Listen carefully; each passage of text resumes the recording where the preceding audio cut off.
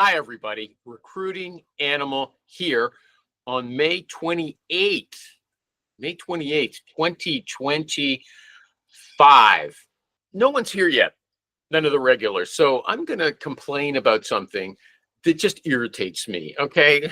Maybe I'll delete it afterwards. But I run a Facebook group for recruiters, for recruiting discussions. It's called Recruiters Online. Okay. And so lately, I try to post about AI. I mean, it seems to be the most important thing, the new technology. And I saw an article by Bill Gates. No, it wasn't by Bill Gates. It was about Bill Gates. And he said in 10 years, there's only going to be 2-day work weeks. And, so this guy posted a comment and said, like, I'm an idiot. What are you posting this clickbait for? It's nonsense, right? I said, well, I heard that Bill Gates was, used to be an important guy. People told me he was an important guy in the tech field, like I was 12 years old, right? And I'd never heard of him before. And so I thought, I thought I should, it was worth, reposting what he said. This guy scolded me. And the point is that I run this group for nothing. Okay. I post every day to keep the group going. And yes, there's thousands of members. I think it's a good place to learn stuff. There's other very good groups as well. Okay. I'm not saying mine's any better, but I don't make any money on it. No one coerces these guys to subscribe. And yet they want to hurt me. Okay. Why not just be nice? Why not thank me? Okay. And that's something about recruiting. Like I said last week to Rich, I quoted that if you want to be a recruiter, you've got to have the temperament of a lion. I think I'm going to make this a regular refrain. The temperament of a lion, the hide, like the skin of a rhinoceros, and the weapons of a soldier. So that's the technology, okay? You have to know your AI, but you also have to be someone who just, some idiot says something to you and who cares? Who cares? They're not beating me over the head with a hammer. I have to realize that. I don't think you can really be a successful recruiter unless you realize that now the thing is, depending on what kind of brain you have, it's going to be easier to realize that you're not in any danger. Some brains, I talked to a psychiatrist once. I was visiting someone in a mental health ward. And I talked to the psychiatrist. Most of the psychiatrists there, they were terrible. Okay, I'm just gonna say from my experience through these people, they were really not nice and unhelpful. They didn't help this person I was visiting.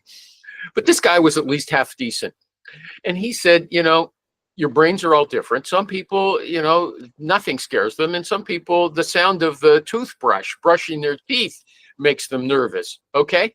And so if that's your brain, even though you tell yourself that the other people are not really hurting you, it's going to be hard to drive that message home. Now, here's a guy who understands that, okay? He preaches it all the time, and his name is Tommy Pistachio Elacio. Tom, I was just telling It says the host has turned off everyone's microphone, so. What, my mic is turned off? I can hear you. Can you hear me? Okay, now I can hear you. Yep, now I can. Okay, gee whiz. You know what? Also, it always tells me, it says you have extensions installed that may affect the quality of your call. I went through all my extensions, turned almost all of them off. Never changes. It always says that. So anyway, I was just saying last week or a couple of weeks ago, I think before you joined the call, I told Rich, I was borrowed a quote from Arthur Schopenhauer that to be a good recruiter, you got to have the temperament of a lion, like go out there and hunt, right? Aggressive. Correct. The hide, like the skin of a rhinoceros. So, nothing bothers you. And the weapons of a soldier. That's the technology that you guys are always talking about. And just now I was going on about the hide of a rhinoceros because I post stuff on my Facebook group for the Recruiters Online every day. And some people get pissed off by what I post, like as if they're paying for it or as if I forcing them to subscribe. And, so sometimes it irritates me. And I was just telling the audience that, if you're going to be a recruiter, you can't have the kind of brain that that reacts to that. I mean, and you are always preaching, what do I care if these guys get angry? They can't hurt me. Am I right about that? You are right. But you've got the kind of brain, you never had to teach yourself that, did you? You've got a brain that, just doesn't react. It always is aware. This person doesn't have a hammer. This person is not sitting next to me. They cannot hurt me. Your brain recognizes that automatically, whereas obviously my brain doesn't. I mean, we got different brains. Yours is a better brain. You've got the hide of a rhinoceros. Am I right about that? I mean, I think for 99% of the stuff that goes on in my life, yes, I do. I do nothing. It's very hard to, especially in business side, very hard to get me upset. Okay, but no, but you're telling, now because I asked him, right? He's kind of Yeah, I mean, I got but no, you always usually you're coming forward like crazy and said, they can't hurt me. I don't understand why people are afraid. Yeah, no, I mean, yes, 100%. But I mean, I'm also human, right? So don't take that as in nothing can hurt me, right? I mean, but over the phone, talking to candidates or clients, I mean, I have definitely a skin when it comes to that, but I'm also human. Okay. Like I said, there's no black and white. Out of him. What does "I'm almost human" mean? And Sasha, don't they have light bulbs in Serbia? Really, what's going on with you? You don't have to turn on the light. I mean, if it's dark, I mean, that's okay. But you've got the loveliest face here. I mean, we wouldn't mind seeing it. Okay. Oh, you mean I have the face for clickbait, right?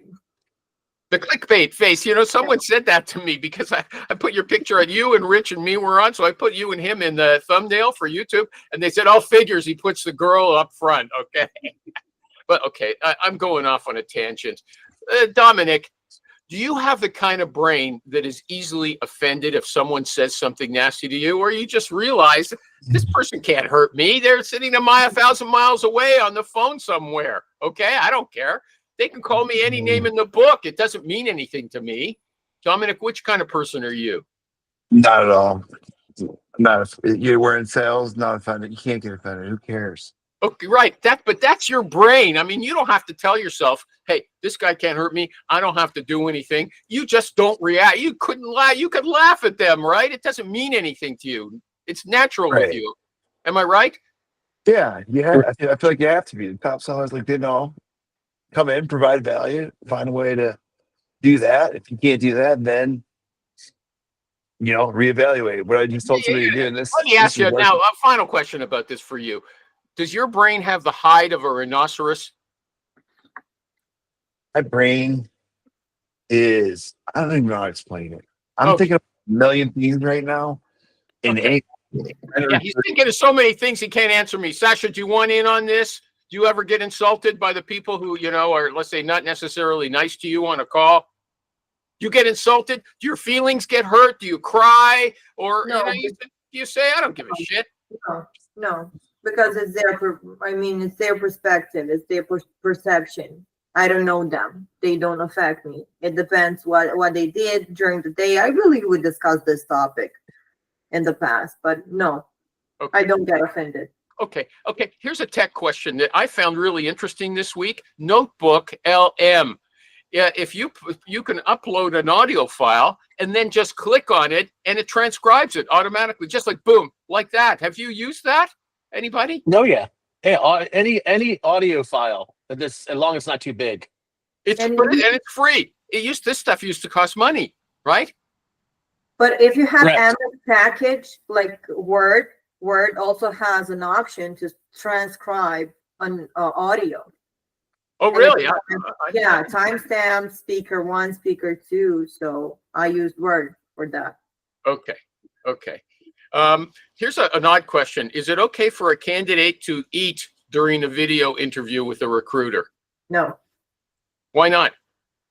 it's not professional. Okay. What would you say? Because I'm basing it on a real story. This woman was a recruiter and her candidate was eating.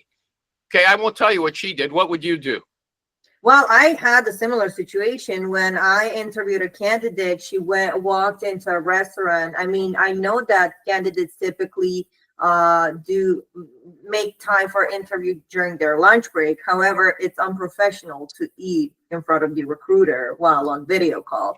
Nonetheless, she went into restaurant and took her order, went back into car. She had an interaction with like the waitress or whomever, the guy at the I'm sorry. At Okay. the restaurant. But Tommy, no, I consider that not professional. Tom told us he does interviews in his car. Is it a problem for you if someone's eating in their car while they're being in an interview with you, Tom? It really comes down to, if it's a situation where like they're having to, jump out during lunch and it's a passive recruited candidate, yeah, they can eat. I don't care.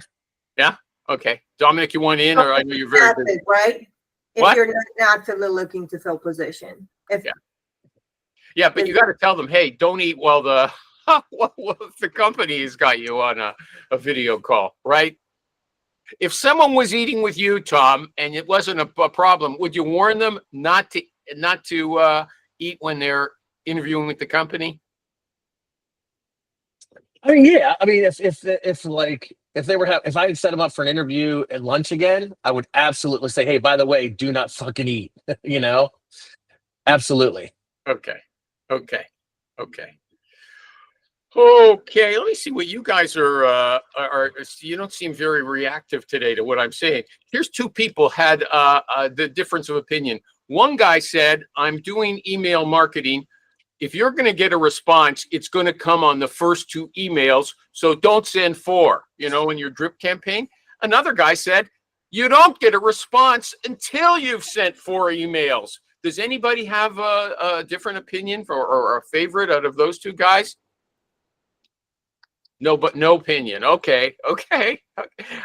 And this guy said, our data for the last 5 years suggests that email number 4 has the highest response rate. Now, this goes to show you that different recruiters, experienced recruiters, they have completely opposing ideas and recommendations. Okay. And you just, I guess, have to try yourself. What's what? Okay. Here's okay. I'm trying to engage you people. You're not really interested in what I'm saying. Here's one. Seek Out is a good substitute for LinkedIn Recruiter. This guy said, I got an extra seamless pro license available, 1,000 downloads per day, $1,100 for a full year. What are you shaking? Seamless sucks. Really? Mm-hmm. Okay. Yeah. I mean, chat. For the price point that Seamless charges, they do a shitty job on cell phone numbers. They do a shitty job on personal emails. I would recommend Chatterworks, Seek Out, SalesQL. We did it. Seamless came on to the roundtable, did a whole demo, and gave us all types of great discounts and everything, and no one signed up for it because it was that crappy. Wow, that's quite an endorsement. Okay, this guy said he uses Sales Navigator on LinkedIn and HeyReach, HeyReach. He says the two of them are just as good as LinkedIn Recruiter for half the cost. I've never heard of HeyReach before. Anybody else know it? HeyReach is another LinkedIn automation tool similar to, Lemlist and Jobin and all the ones that are out there. I don't know. What I would ask him is why he thinks it's as good as LinkedIn Recruiter, because I've never used it, but it's not bad. Okay. And pricing wise, it's let's see, import all leads, all LinkedIn actions, multiple LinkedIn senders, unified inbox, $59 a month, $79 a month. So I would say I would put Jobin up against this for $20 less a month, and you get more out of it. Wow. Okay, what about this one? This really goes against what I think most people would say. We use Recruiter Lite. I was hesitant to leave LinkedIn Recruiter, but it's been an uneventful transition. This guy is out of Recruiter Lite, not even Sales Navigator. Okay. Yeah, I mean, that's fine. It's the same price point. I don't like the projects and everything the Recruiter Lite does. And I think you're missing some of the important parameters that are a Navigator. Plus, I found some new ways to search. And Dominic, I'll show you this as well later on. but in the account section, not the lead, the account section, found some really fucking cool ways to do You some wanna show- searches that'll help show you us get now clients. if- You can show us now if you want, but you don't have to. Okay, real quick, check this out, right? So, and this is compliments of Jordan Apt. He's the one that showed this to me yesterday. Uh-huh. So you Sure. go into accounts, right? And just for example, you go to account filters right here, department headcount.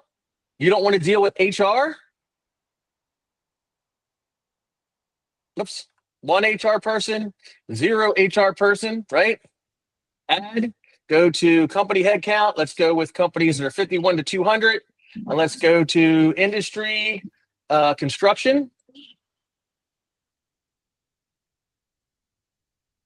8,000 companies that have over 51 employees and 200 employees that only have 1 HR manager. Okay, but they've still And- got an HR. You can't you necessarily just Yeah, get but in. if they're a big, okay, so fine, let's go to the next one. Let's go to 205 to 71. There are companies with over 200 employees that only have 1 HR person, which means they're going to be overwhelmed, especially in, let's say, the construction industry where you had 350,000 openings every month, month after month in all of 2024. Yeah. They're going to need help, and you're Wow. not going to have to deal with HR. Okay. Right, so that you could take this search, right, and save it and then open it up, like hit select all, and then you have to do it 10 pages or whatever. But let's say we just do it for this 5, view current employees, and we see all these companies, and now you're in leads. So you come down here and go, okay, I want the engineering manager seniority level. I want CXO or vice president, right? So now I got 197 leaders in companies with only 1 HR manager in an industry that had 350,000 openings month after month in 2024 that I can market to. Okay, that's pretty good. Thank you, Jordan, and thank you, Tommy Pistachio. Yeah. Pistachio. Okay. And did you know about that, Dom? I had something similar on LinkedIn Recruiter and Talent Insights. So, but I didn't know about that on Sales Okay. Navigator. I don't really use Sales Navigator, but that's amazing right there. Yeah, I mean, think about this. Like, and again, I guess if you were also a sales rep and you wanted to find, all the companies that only had 1 vice president or 1 IT guy or whatever. I mean, there's so many avenues I think we could play around with this, right? To help add headcount or marketing or whatever. I can even mess around with it, but it's really cool. Okay. And, as you were talking about Job and Cloud, and they say they've got their own data repository of 3.2 billion records. So it searches their own database, not LinkedIn necessarily. Is that right, Tom? That's what all of them say, right? So I've been messing around with the new beta. They have a new beta, an AI beta for their database, and it's not bad. It does an okay job. Loxo says the same thing. Chatterworks says the same thing. The only one that actually I've seen that actually puts their money where their mouth is Chatterworks. When you do a search in Chatterworks, for example, they showed us an example when they were on the roundtable of looking for chefs, right? And there's not a lot of chefs on LinkedIn, but there was a ton on Facebook, and Chatterworks showed you all the ones that were on Facebook. Really? And okay. Hire Easy has their own. You don't seem to know much about They all say that, right? Hire Easy, Apollo, Zoom Info, Loxo Source, Chatterworks. They all say they get candidates outside of LinkedIn, right? Okay. But I've not seen it as the only one I've seen that I was impressed with so far. And again, I haven't tested all of them, fully, was Chatterworks. Okay, since you're the navigator, the LinkedIn navigator expert, okay, some people were saying, this is a quote, are they flagging people for using Navigator to recruit? And another guy said, yeah, they are. What does that How mean? would they know? He said, didn't know how they track it, but they know. And some people go to LinkedIn jail. So the thing would be, the only thing I could think of is that if you're constantly sending emails and they're reading your emails, which goes against privacy, that say, hey, I have a job, right? But as a recruiter, you also develop business. So you need Sales Navigator to find hiring managers, right? Like recruiting, right? So LinkedIn Recruiter is for finding candidates, right? That's what the idea behind it is, right? But if you want to, that's why you can get LinkedIn Recruiter and Sales Navigator at the same time, right? You can't have Recruiter Lite and Sales Navigator, but you can have the full, ridiculously expensive LinkedIn Recruiter and also get Sales Navigator because we do that, right? We develop business. I just showed you how to do accounts, how to I find never hiring realized managers. that. So they can somehow tell that you're doing searches. Think they're full of fucking shit. I think whoever told you they got banned was just going overboard, right? Whatever they were doing, or they talked to their rep and they told the rep, I don't need LinkedIn Recruiter. I'm using Sales Navigator to recruit. And then the rep went and told the boss, and the boss, I can't see how they can tell, right? I just can't see it. Okay. Now, coming back. Oh, sorry, Dom, you want to say something? No, so like my LinkedIn recruiter rep, I talked to you yesterday. She said that you can't be doing that recruiting on LinkedIn. I go, it's basically what just Tom just said. I go, recruiting is just a long planting seeds, making connections here. It's like, yeah, maybe how are you gonna know? Like the only that person probably got caught because they probably had LinkedIn automation going and their campaign. They were probably doing 100 connections a day and they got flagged. Or they're sending connection requests through Navigator, right? I never send connection requests through Navigator. No. You can send them through Navigator. You can send them through OG LinkedIn. I always send them through OG LinkedIn. So how do you go to the OG LinkedIn? I don't understand what you mean. Your account is LinkedIn. Navigator. Yeah, but I don't send connection requests through Navigator, right? I do searches through Navigator. I scrape leads through Navigator. I look for. You have two different accounts. Is that what you're saying? No. We all have OG LinkedIn. OG LinkedIn is LinkedIn. We all LinkedIn, right? Yeah. Some of us have Recruiter Lite, Navigator, and Premium, right? So when I'm on Navigator, I'm strictly just sourcing. I'm looking for companies or clients or whatever it is, right? But if I'm going to do a send out 20 connection requests, I do that either from OG LinkedIn, right? Go on OG LinkedIn and go to the guy's OG profile and click connect, or I go to Jobin and let them send 20 or 30 connection requests for me, and they use OG LinkedIn as well. Okay, now, I'm sorry, but what is OG? Old gangster. Oh, original gangster. Original. Yeah. The original. Yeah, original. The plain LinkedIn. Okay. Yeah, good question, Sasha. Yeah, like I told up, like right now I'm on Navigator. That search I did, John O'Quinn. I can click on the three dots and send him a connection request from Navigator, but I don't do that. If I want to connect with him, I'll add him to a leads list, right? And then scrape that leads list with Jobin, and then use Jobin to send 10 connection requests or whatever.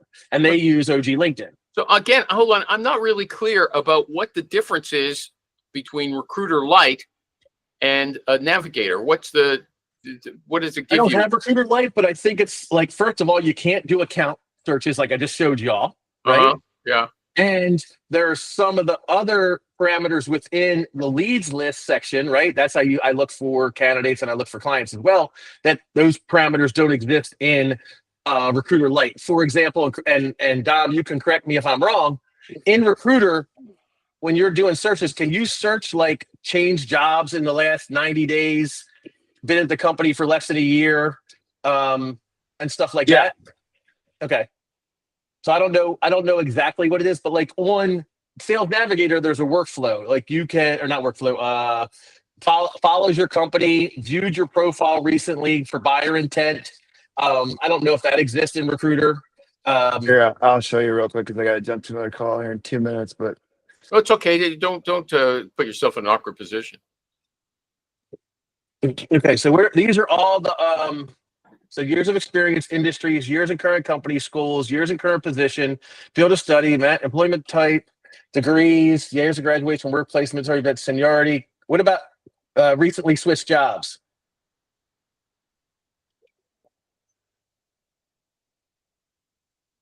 I don't want to get out of the search. Recently joined LinkedIn.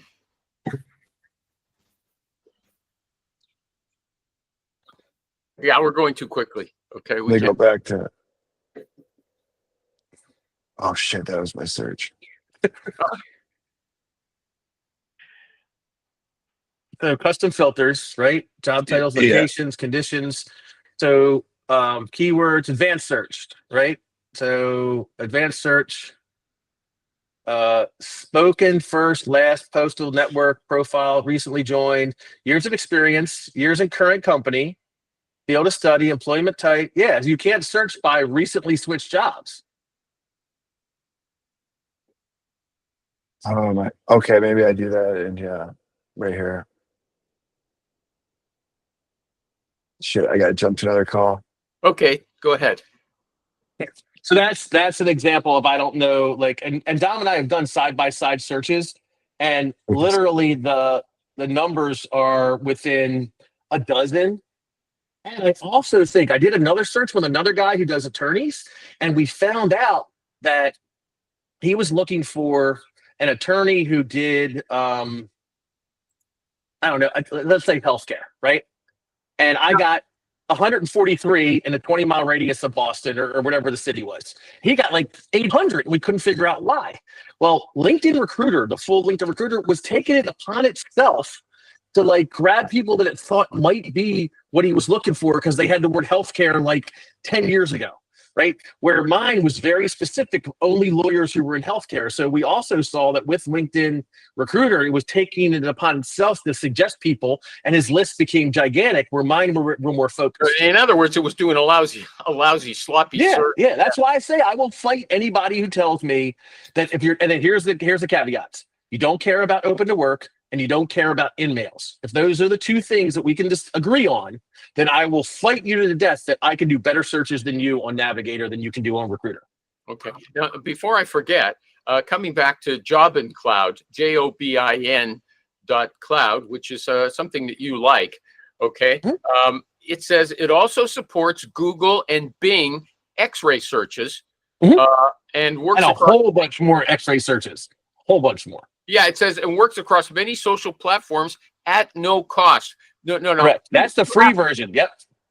There's a free version. I thought you said you have to pay a la carte for the different services. Okay, so there is a free version. You can get a free version. Like I have a free version. I have the LinkedIn Automation Pro and the ATS Starter, but I have the free People Finder and the free Contact Lookup. You get like 10 People Finders and 5. You don't have to buy everything, but you can get free everything, and then go to the sourcing section. And in the sourcing section under X-ray search, they have like healthcare with like 6 different sites, research and academic, freelancers, designers, other social media sites besides the top 5, and then developer sites like GitHub and whatnot. So you can do X-ray searches in all of those. Okay, and so do you ever use their X-ray searches function? I mean, I've messed around. Okay, since Google kind of put the kibosh on the real long strings, the real long Boolean strings, I stopped. Right? I mean, I'll mess around with it, but like this is what it looks like. How much of a limitation? They limit it to 300 characters. That's still quite a bit. I don't know if it's 300. It's some amount, but like if you do, like you can search here, you put in your keywords you're looking for. But like if you want to do developers, you have all these different places. Like I thought for people who are in healthcare, it might be good, right? So like if you search these, I don't know what these are, but if you put in like oriented to certain sites, like that's not good for you in your construction. Okay. No, there's no actual. What is Jobin about? What? What on? What is Jobin about? It's an applicant tracking system that does sourcing as well.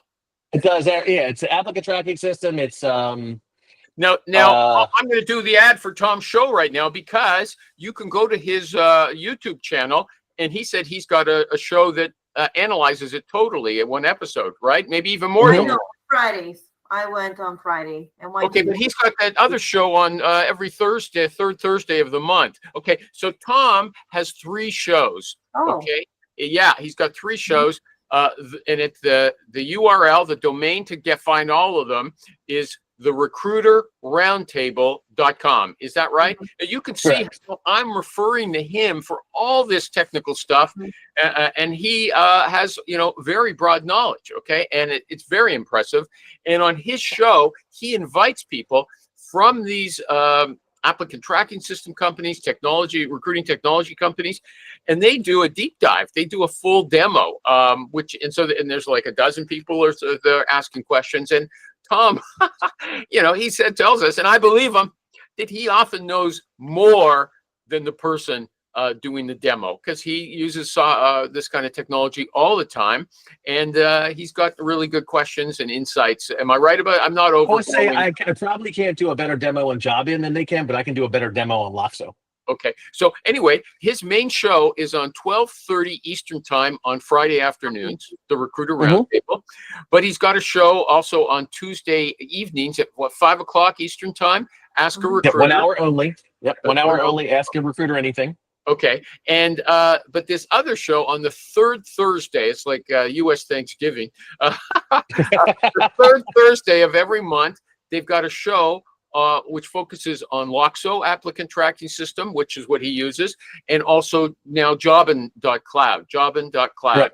Okay. And from what both Rich, who also loves technology, and Tom say, Jobin, even though their main applicant tracking systems are different. Tom uses Loxo, Rich uses Prelate, but they both really like Jobin as well. So that's a fantastic endorsement. It does a lot of stuff that a lot of the applicant tracking systems can't do. It does the LinkedIn automation for you. And besides LinkedIn automation, it will withdraw connection requests. If you're maxed out on first degree connections, you can go in and find all the people who are retired and withdraw, get rid of all those first degree connections that you really have no reason to have connection with them, to open up yourself for more networking. It can do. Yeah, but what's also interesting, okay. you don't have to pay for a full separate.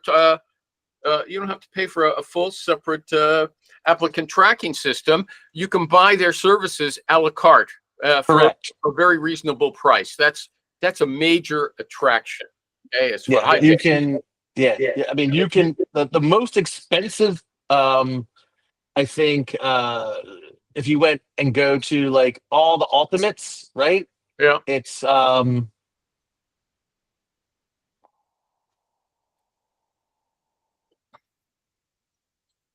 Sasha, Dave is asking how you are. Oh, I'm great, David. It's only Hi. $230 a month for ultimate everything, which gets you the top of the line everything. The most you could spend on it is $233 a month. That's Okay. the most you could spend. But here's something else I want to tell you. There's a woman, I have her name. I don't want to give it out freely because she didn't give it to me. But she says she can get you Navigator at half price. Okay, she can, but it will only be for a certain amount of time. I did this very early on, 6 months, 3 months, it depends. And when that 3 months is up or that 6 months is up, all your stuff is gone. So the first time I found out about Navigator, someone like her said, hey, I can get it for you cheap. So I signed up for it. I spent an entire day building out my accounts and my organizational charts and all this stuff. And I was loving it and I'm doing it and working. And then about a month into it, everything disappeared. Wow. Why would they do mad. that? Why would they do that? Because it's not through LinkedIn. It's through, like, she's part of a company, right? That has 600 LinkedIn Navigator seats. And she sells them. Because when I did that, it was a different level, and you could click on teammates and see all these people that you can associate with that you don't know anything about. So yeah, it's not a scam, but it is they're selling seats from their company or something, and you're getting them at a discount. So like I think 3 months is like $90 or something. Okay, so the word there is caveat emptor, and for you uneducated people, that's Latin. It means buyer beware. Okay. Yeah. And it's okay, right? Like if you don't have the money and you just want some like 2 or 3 months to mess around with it and grab lots of lead lists and scrape it and yada, yada, yada, that's a good idea. I would suggest though, don't do it outside the US because you'll get banned. The guy used to work for me who's from El Salvador. He had 2 different LinkedIn accounts completely nuked. I bought him the cheap, shared, reduced version. I bought him 2 different ones, and both times his accounts were nuked. So I'd be very careful if you're not in the US, or if you are in the US or not in the US, use a VPN, right? That shows that you're in the US the entire time. And if you can get a static IP address in the US, that's even a better one. But be careful with that. And that's anecdotal. I don't know that for sure, but I have seen a lot of people get put in LinkedIn jail that were not in the US for doing the same stuff I do all day long, every day. Okay. Okay. You know what? Here's something, turning away from technology for a minute. This really surprised me. This article I read said this was a real question in an interview. If you're going on a vacation and we told you that you can't go on vacation because we've got an emergency and we need you to stay in the office, what would you say? And the guy said, look, I'd come back to the office, but you have to cover all my losses for the airline tickets and anything I paid in advance for like booking rooms. Got dead silence. They really weren't happy to hear that. And someone else in the group said, this is exactly what happened to me in real life. She was actually working at the company. She was going on vacation. They said, you can't go. Okay. She went. Okay. The only question, she said, I'm going on vacation. Now we can discuss if I have a job when I come back. Because she really didn't care if they wanted her to come back. I mean, but any company that would want you to do that would cover all the costs. You think so? Or unless you're low level, right? And then they don't give a shit about you, right? Either stay or you're fired, right? Like, I can't see any company of any supervisor leadership type role where guys got and again, I don't know. I mean, I guess there's a lot of caveats to this. If you're a doctor, right, and you're a surgeon, and some emergency comes up, yeah, you're probably going to stay, right, to save a person's life, right? But if we're talking about like making sure that, you know, Mr. and Mrs. McGillicuddy get their Amazon television, then no, right? Fuck that. Okay. Here's something. Have you ever heard of Evie Pampuros? Evie Pampuros. She's big on YouTube right now. She did a show for BBC. And she's teaching a course for money through BBC. And she is a former FBI agent, and she's giving out all her wisdom all the time. And here's what she says. If you need, this sort of relates back to what I was talking about at the start. If you need the people you call to like you, you're going to lose sight of your mission. Focus on being on time, doing what you say you're going to do, on being respectful and courteous, and don't care at all if they don't like you. Okay? Don't care if they don't like you. Anybody want to take her on? No? Okay. I mean, like, it kind of sounds like a lot of the same stuff we do, you know? Okay. Well, here's also from this other guy. I can't remember his name. He's also military intelligence or something. He said recruiters understand motivation better than anyone else. They catch you when you're going through something bad. And if you're not going through something bad, they'll ask you questions to focus on anything that might be wrong. So you start feeling that there's something bad and we're negative. The guy says we're negatively oriented, and he's right. We are, aren't we? We want to make you feel bad, that you have to move, that there's a fire under you. Nobody wants to take it. I thought it was interesting. Okay. Nobody wants to take us up on that. What? Okay. Anybody else got any? I got tons of stuff to talk about. Anybody else got That's why we're here. You're the host, bro. Yeah. Well, I want to ask the right questions. What I got to tell you, all the tech stuff we talked about so far, it's fantastic. It's from somebody who's used this stuff and is giving you the little secrets, things that you're going to get screwed up with, or that, you know, the options that you didn't know about, like that Jed or whatever the guy told Johnny or told you. Okay, here's one. Use AI, artificial intelligence, to fight counteroffers. Okay, get on a video call with your candidate who's got another offer. Open Chat GPT and share your screen. Put in a prompt describing the offer and the counteroffer and see what it says. And then do the same thing after that with Copilot, Microsoft Copilot. This guy said that he made placements doing that. Okay. It said, take his offer. Bye, Sasha. Take care. I mean, it sounds like a good idea. I don't know. No, everything you're saying says, no, that's a terrible, all your body language. That's a terrible idea. Why weren't you closing ahead of time? Why are we, you know? Okay, well, you're a guy who doesn't believe it. No, he doesn't take people who have more than one offer. Okay, his candidates. No. I'm not saying. No, look, counter offer, right? Counter offer. You're talking about counter offer. Or you're talking about two offers. He does the thing for both of them, but with counter offers, what we're talking about right now. So we're talking about counter offer. Like, you're already ice skating uphill if you didn't cover that effectively throughout the entire process. No, And what they you can't cover it because all of a sudden they can surprise you. Okay, he says no, no, no, and they're throwing something in there. again, if you've covered everything, I don't think, and I could be completely wrong.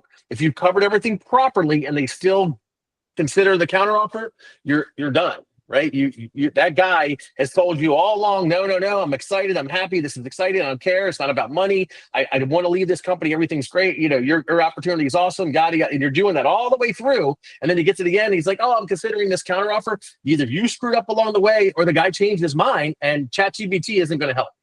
Okay, you know what, Tom? You are wrong because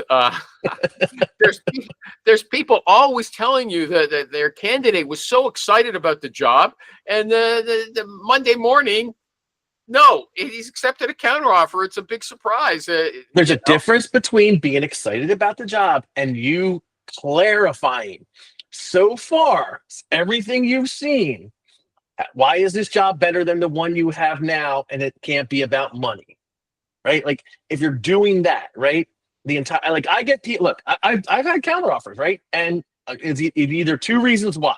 A, I didn't cover it properly, or B, they changed their mind and lied to me.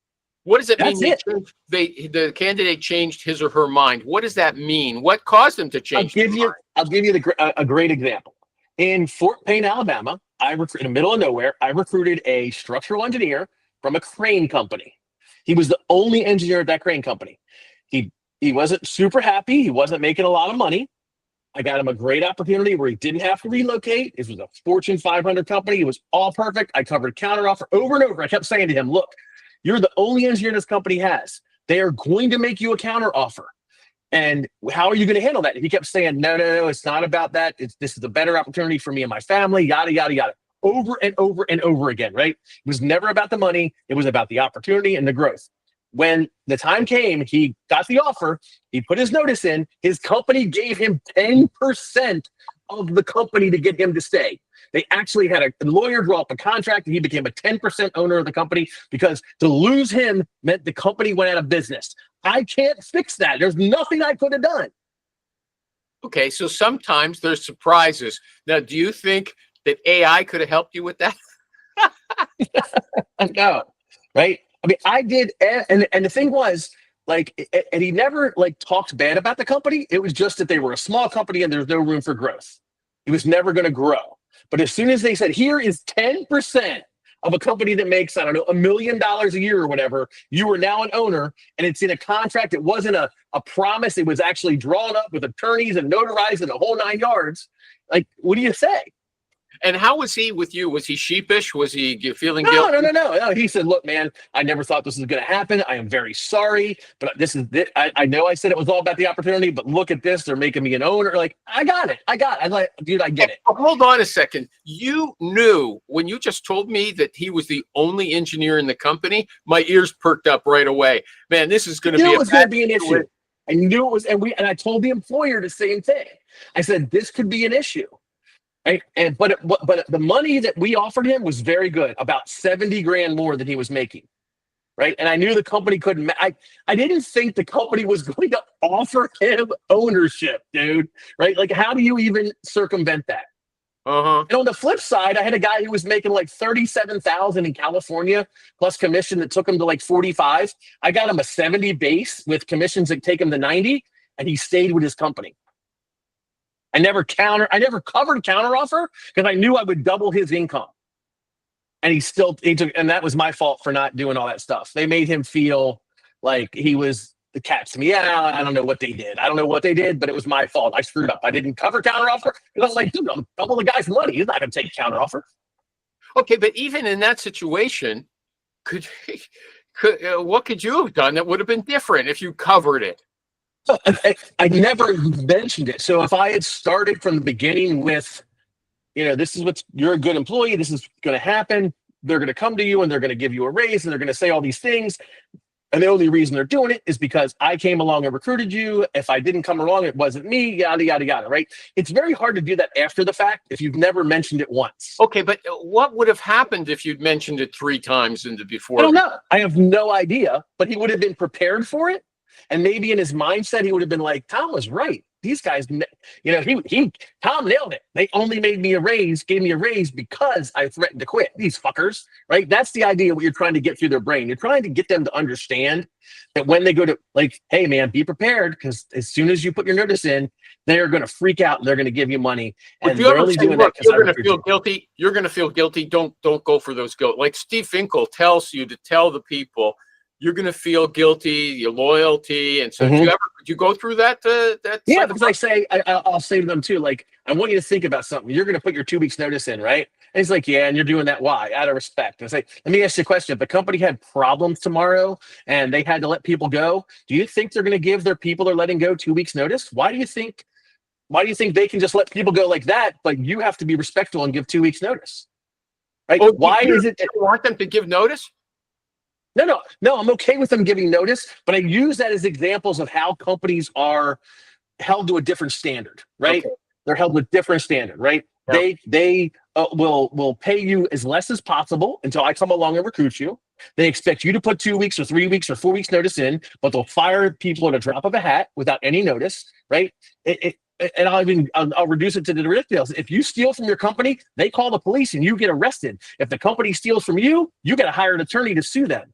Right? Yeah. It's a totally different relationship, and you need to realize that you have to watch out for number one. The most important thing is you and your family, right? And stop feeling guilty and stop worrying about this company. It's all about you and your family. You know, if you're in the middle of a project, it's hard to walk away from them. I just and because you're a valuable part of the business. You're doing what the new employer wants you to do as well. You have a commitment. You feel a I responsibility. had a guy say 2 months past I had a guy put his notice in, and the company called my client and said, look, we understand he's coming to work for you. We can't give him anything that's even close to what you can, but can he stay here and finish out this project? And my client said yes.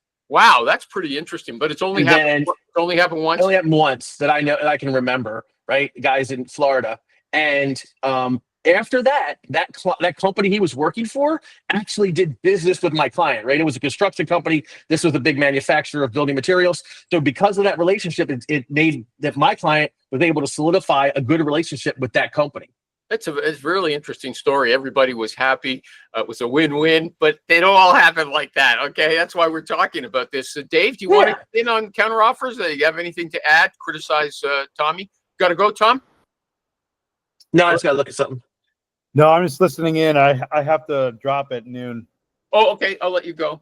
Oh, you're a different time zone. Okay, we got 8 minutes left. Tom, should I end it now, or should I go for another one more question? I'm good. I got 10 more minutes. Okay, let me see. Yeah. Okay, this guy said, and I'm going to talk about this next week as well, because Rich is I see he's expounding about business development a lot online lately. Okay, this guy says use Zapier to connect Perplexity with Claude. Now, Zapier, how would you just Zapier, right?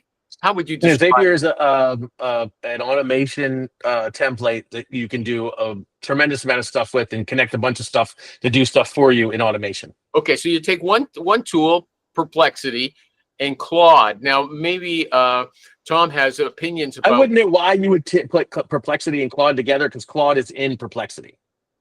Okay, well, he says Perplexity will do research for a newsletter, and then you send it to Claude. Claude turns it into the newsletter. Okay, Perplexity does the research. Claude turns it into the newsletter format, and it sends it to your email marketing software or Google Docs. Yeah, you can absolutely do that. Yes, yeah, you can forget Claude for a second. Let's say you could go to Perplexity and say, I want to do a newsletter on funny furry hats from people who live in Canada.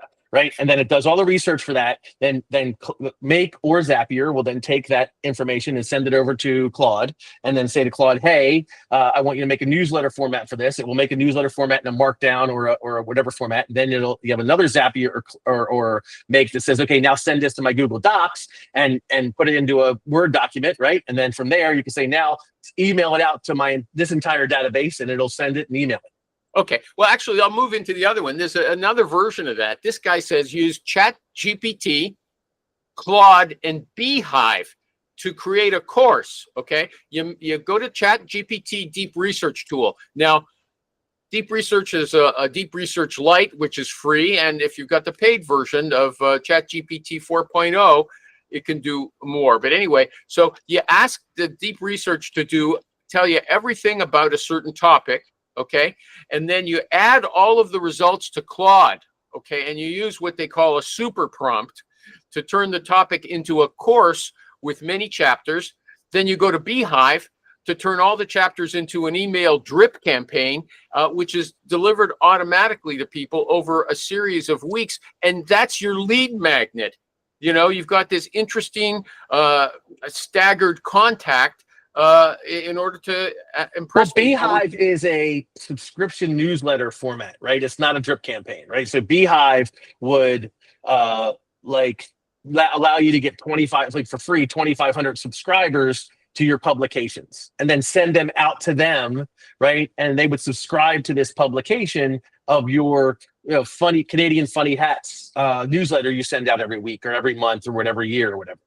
Okay, but you're using this AI, these AI tools to do the research and then to segment it into little bits and then send it to put that into an email campaign.